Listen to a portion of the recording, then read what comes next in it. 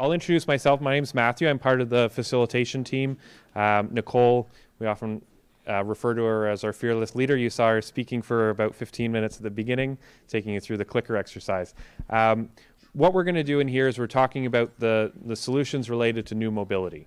We're going to let the Waterfront Toronto staff take us through about 10 minutes, 10, 12 minutes of a presentation that really pulls out some of the key pieces related to new mobility. And then we're going to have conversations at our small tables. I'll run us through kind of the feedback questions that are meant to kind of guide the conversations. That said, as we said at the beginning, we're keen to hear the feedback that you came to share. You'll have a facilitator at your table taking notes and helping guide the conversation. And then we'll take a few minutes just before we head back to the plenary room to kind of get highlights and get a flavor for what the various tables discuss so that we all get a sense of that. So with that, I'm just going to turn it over to Pina. I just ask we wait with any questions or comments until we're done and in the small table discussion so we can get through the presentation first. I'm actually going to start by asking this gentleman if he could just move in his jacket. Yes, perfect. Oh, wait, maybe just a bit. Okay, we're good. Welcome, everybody. My name's Pina Malazzi, and I'm the Vice President for Design at Waterfront Toronto. I'm joined by Alex Mariu, who's our Project Manager for Transportation and Transit. And we're going to talk about mobility today. So first of all, is everyone here for mobility? If not, then you're in the wrong room.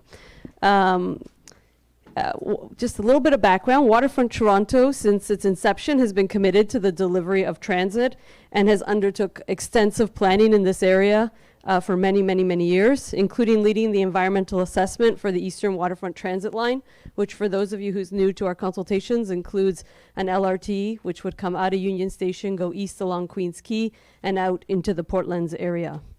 We have also successfully delivered both one of the first new LRT lines in Toronto on Cherry Street, and we've also completed a revitalized Queens Quay Boulevard on the west side of the waterfront, which is one of the first complete streets in North America. Our mobility team started by establishing a series of objectives for this project, which we've talked about at various other consultations, but I'm going to start by giving a summary of those. One of our primary objectives for this work stream was to reduce automobile emissions in order to achieve our climate positive targets, which if you were in the sustainability room was probably talked about in more detail there. Some of the strategies for achieving this can include reducing automobile dependency and accommodating electric vehicle infrastructure. Reducing congestion was another one of our objectives, and obviously when we talk about congestion, we think about the photo here on the right, but there's also other forms of congestion our city's facing, the curbside congestion with the increase in Uber and Lyft. Last night I came out of the ballet and the street was just, you couldn't even move if you were trying to get through University for all the curbside uses.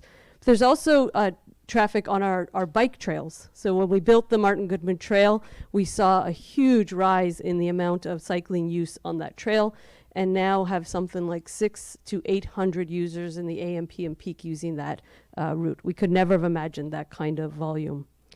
We also had an objective to ensure that mobility options remain affordable to all users, that roads are safe, and we meet Vision Zero policies. And lastly, that we design a community that is universally accessible to all. So we've had a few meetings already. I'm going to walk through very quickly a summary of the public feedback we received in our first round of consultations that we undertook in July. This is just a sample, and if you want more details, you can go to our website, quaysideto.ca, where there is like a very big fat report with all of the comments we received at that report. At that meeting. In the side of support, we have heard, Alex and I have both heard, and I heard it already in the first session, how important the delivery of high order transit is to the success of this project, and we share that sentiment. From a sustainability perspective, I think there's been lots of support in prioritizing sustainable modes of transportation and low carbon consuming vehicles. Cycling, there's been lots of feedback on continuing to improve cycling infrastructure on the waterfront. Areas that folks have asked us to consider is, first of all, from an access perspective, Quayside, and again, we heard this in the first session already today, shouldn't feel like a bubble. It should feel connected to the rest of the city. Vulnerable users, ensure that we're prioritizing safety for vulnerable users. And actually this morning we heard about security as well. People who are afraid to walk late at night, particularly now in the Eastern Waterfront, which is in transition. Accessibility, ensuring that innovations don't create a barrier to accessibility. For example, ensuring if we're doing curbless streets that even people who are partially sighted will be able to walk on those streets and feel safe. And lastly, consider that innovation should not increase the price of mobility for users. So we're here to talk about the evaluation. This morning we heard that there were 160 solutions in all that we culled out of the Master Innovation Development Plan, which Sidewalk Labs presented to all of us in July, or June, July of last year. 32 of these solutions were in the area of mobility. You're seeing dots up here, but each of these dots represents a unique innovation and solution, and you can find those listed in attachment 4 of the discussion guide, which was handed out. It's the red section of the discussion guide. After completing a thorough review of each of these solutions, which was undertaken by myself and Alex and our mobility team at Waterfront Toronto, as well as a subject matter expert at a team at Arup Consulting, we ranked the effectiveness of the solution based on the objectives we set. We evaluated the risks and trade-offs for each of the solutions, and we reviewed feedback from consultation against each of those solutions. And after completing that, we concluded that Waterfront Toronto supported 31 of the 32 solutions. Each of these solutions was then categorized within the three different buckets, actually 4 different buckets. The first one was support and advocate for regulatory reform, and 6 of the 32 solutions for mobility landed there. The second one was support and advocate for government funding, and 9 of the solutions landed in that bucket. The third one was support with WT investment, and we have 4 solutions that we're prepared to invest in. And then lastly, the 12 remaining solutions we consider to be very effective, and but that they're better left to the private sector to implement. As was noted in the plenary, these conclusions do not mean that Waterfront Toronto has approved moving ahead with the project or a partnership with Sidewalk Labs. What they do mean is that Waterfront Toronto sees merit in including these solutions in its draft innovation plan as we move forward. Alex is now going to walk through 4 different solutions and give you a little taste for what some of the solutions were in the mobility workstream. Thanks, Pina. So like Pina said, I'm going to go through 5 examples and our approach to evaluating those examples. So the first one is wayfinding beacons. This is also listed in the discussion guide. This is an example of a solution that the evaluation committee decided that we would like to support with Waterfront Toronto investment. What a wayfinding beacon does is provide another layer of information in addition to GPS coordinates that provide information about the indoor and outdoor environment to help facilitate wayfinding for people that are partially sighted or blind. So in the example of this picture, this specific wayfinding beacon might provide an additional level of information about how to cross the street for someone that's using an app. An example of an app that exists today is something called Blind Square.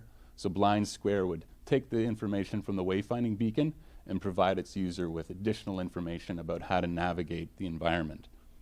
So this is a limited amount of resources required to make this possible on Quayside, so something that also addresses our universal accessibility objectives, so it's something we've suggested would be worth investing in.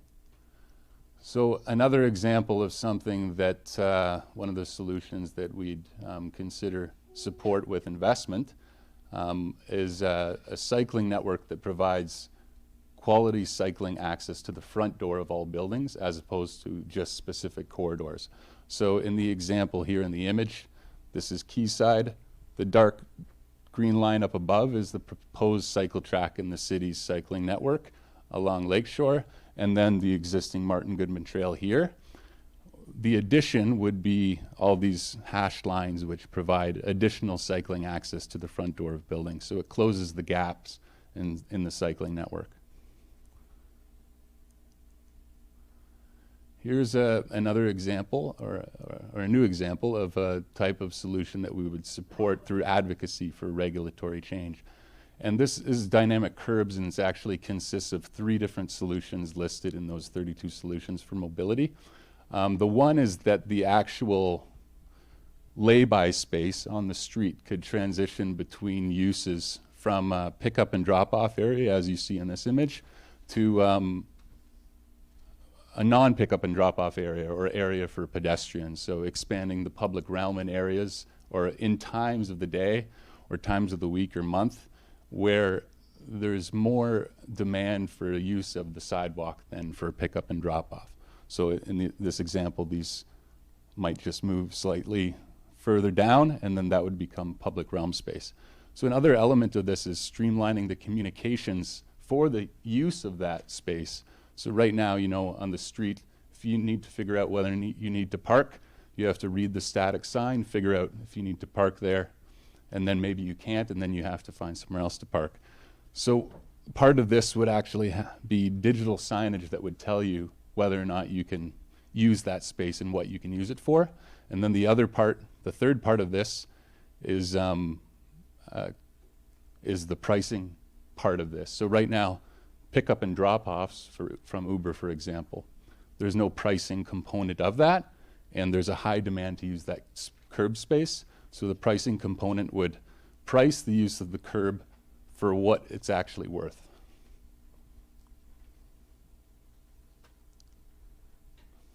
So one more example here. This is a discounted mobility package. So this is an example of a solution that we've said we would just like to include. And so just to describe what the mobility package is, the first part is that it would group services into one package at a discounted rate compared to subscribing to those services individually. So right now, if you bought a Metro Pass and a Toronto bike share membership, you'd have to pay those individually. When grouping them together, it could be offered at a discounted rate. And then the other part of that is actually being able to access those services through one digital platform and get real-time information and trip planning and payment through one platform. So the reason why we said just include, we think there's a lot of value in this, but the world is moving towards this independently of what's happening at Quayside, and there are app providers and governments working towards this type of solution. So Waterfront Toronto doesn't really see a role through our organization to advance this further. And then one example of a solution that we said we wouldn't support, and although one of our objectives was to provide improved outdoor comfort, just the solution provided through the proposal to do that were these raincoats that require footings in the public right-of-way to support a structure that would create barriers for accessibility and for pedestrians. So it's an example of a solution, actually the only solution in the mobility pillar that we didn't support.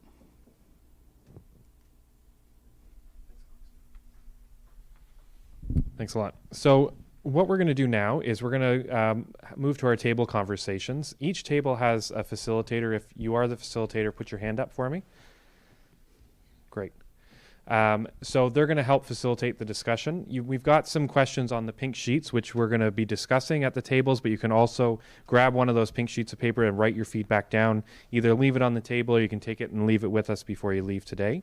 And really, we're looking at, generally, do you agree with Waterfront Toronto's conclusion that Sidewalk Labs' proposal sufficiently addresses the challenges they're trying to address, and why or why not? And in this room, really focusing on those new mobility solutions. Are there any solutions you want to see prioritized, and if so, which ones and why? And then the flip side of that, are there any proposed solutions that you're particularly concerned about, and if so, which ones and why as well, and if there's anything else. And if there's other things you'd like to discuss at your table, by all means, we're here to hear those as well, and the facilitator will also be taking lots of notes. We'll take about 15 or 20 minutes or so to do that at our tables, and then the facilitator is going to do a short report back to the room so we get a flavor for what people were discussing at each one of the tables, and then we'll start to make our way back to the full room plenary where we started today to hear a highlight from the various rooms. So with that, I want to turn it over to you at your tables. We also have Waterfront Toronto staff who did the presentation. They're going to be floating around as well. They're really the subject matter experts. So if there's questions or things that they can weigh on as you're having the discussion, they'll be available for that as well. Are there any immediate questions about the process or what we're going to be doing for the next 20 minutes or so? The only other thing I'd ask is if you're not at one of these 4 tables, just make your way up. There's a few more spots right at the front, and there's a few more spots at each table, just so you're part of those conversations. And if you are at one of those, we'll make room for those people as well. Thanks very much. If I can get your attention up here at the front, we're going to go around to each table and get a quick kind of 1 to 2 minutes top report back to get a flavor for what everyone else was discussing. I'm going to take some notes.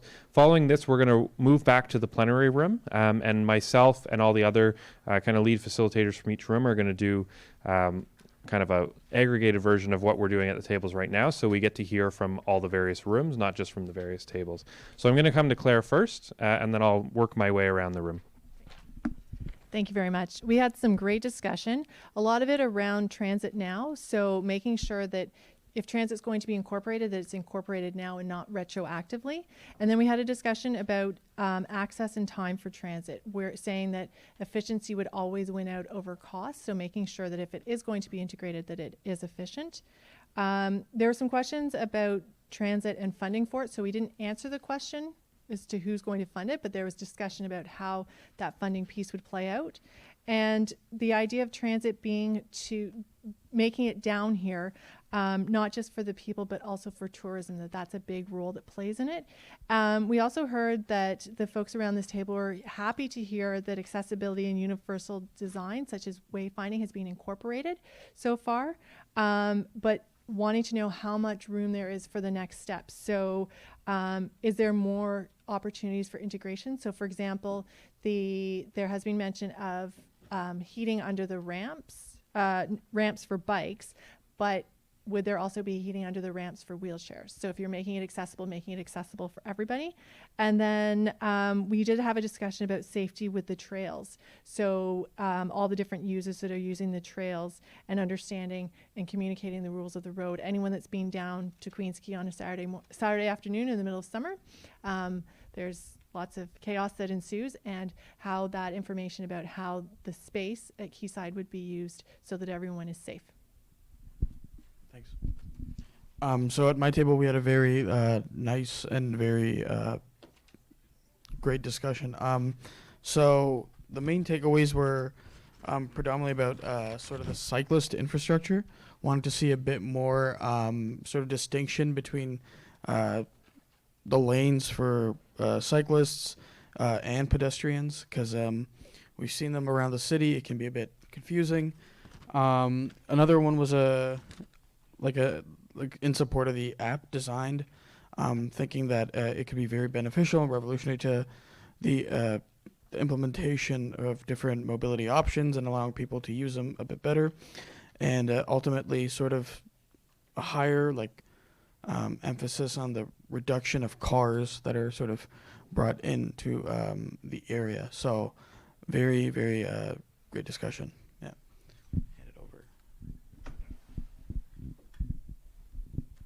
So we had a great discussion at our table. One of the key main first points was how key the Waterfront East LRT is to the whole neighborhood, and just recognition that this was not included into the proposal, but this area is already very car-centric, and that the current timeline is way too long for this to happen, and it needs to be included.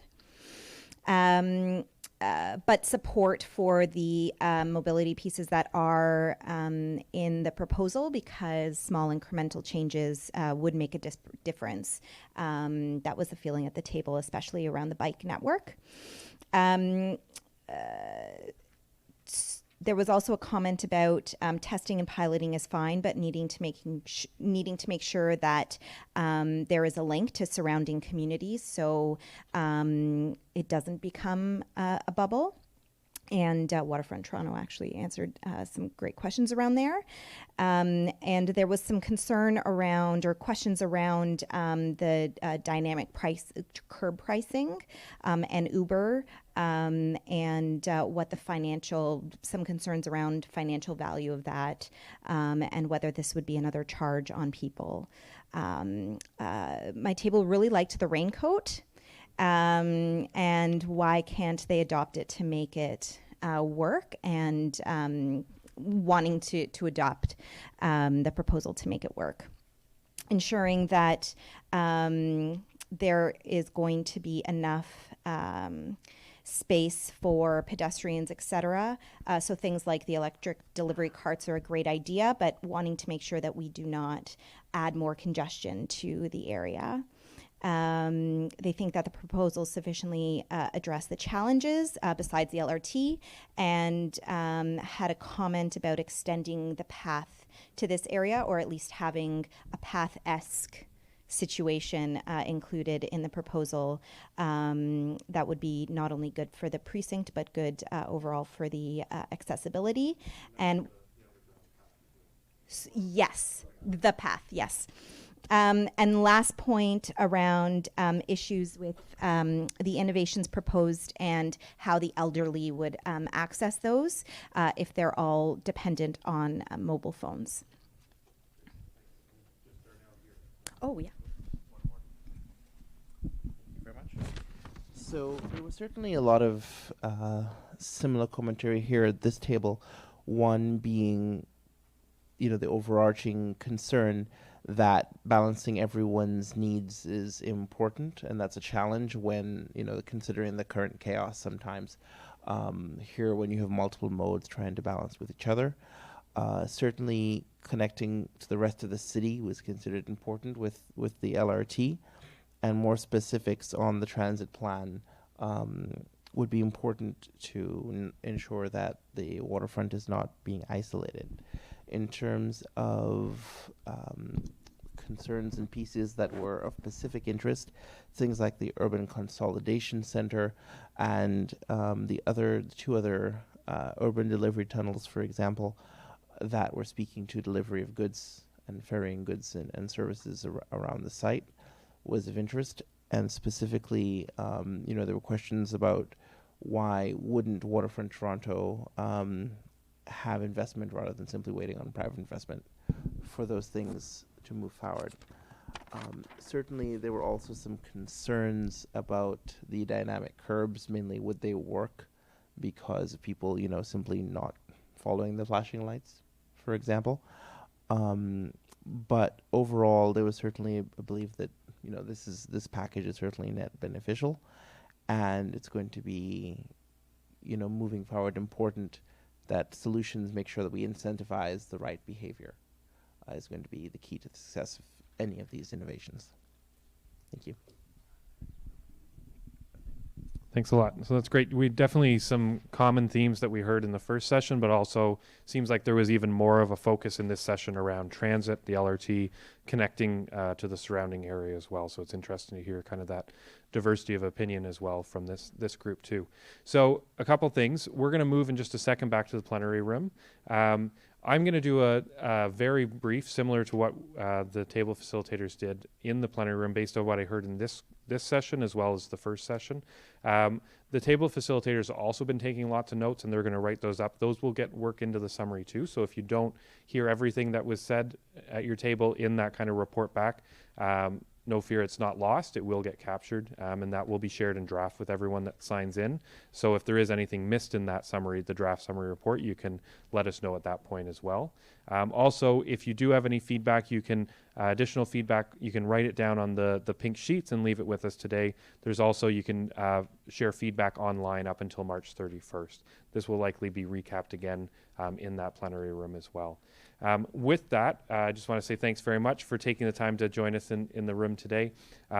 Feel free to start moving your way back to the plenary room. If you want to stick with us after we finish up around 12:30 or just after, we'll be back again this afternoon to kind of repeat the whole thing again. Thanks a lot, everyone.